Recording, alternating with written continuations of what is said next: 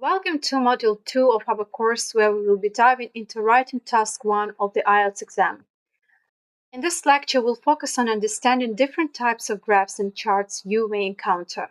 Let's get started. In writing task 1, you are often asked to describe visual information. The most common types of visuals include line graphs, bar charts, pie charts, tables, diagrams, and maps. Understanding these visuals is the first step to effectively describing them. Let's start with the line graphs. Line graphs display information as a series of data points connected by straight lines. They are used to show changes over time. When describing a line graph, focus on the overall trends, significant increases or decreases, and any notable points of fluctuations. Here's an example of a line graph showing the temperature changes in New York City over a year. Notice how the temperature rises gradually from January to July and then decreases towards December. When describing this, you would mention the upward trend in the first half of the year and the downward trend in the second half. Next, we have bar charts. Bar charts use rectangular bars to represent data. The length of each bar is proportional to the value it represents. Bar charts are useful for comparing different categories. In this bar chart, we see the monthly sales figures for 4 different products in a bookshop. When describing a bar chart, mention the highest and the lowest values, compare the categories, and highlight any significant differences. Pie charts show how a whole is divided into parts. Each slice represents a percentage of the total.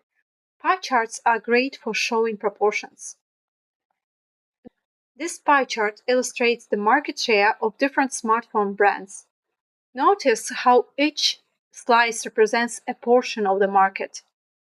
When describing a pie chart, mention the largest and the smallest segments and any equal proportions.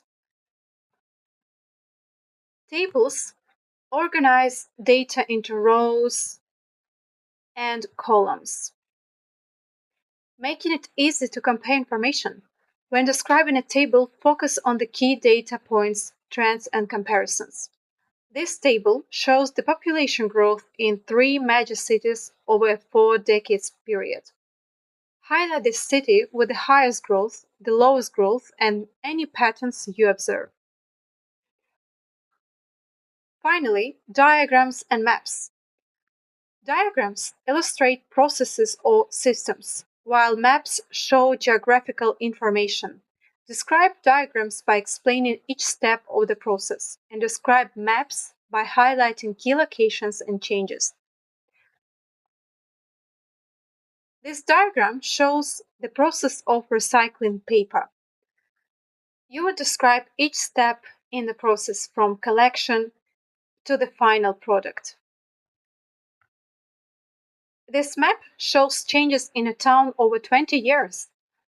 Mention the key changes, such as new buildings, roads, or parks.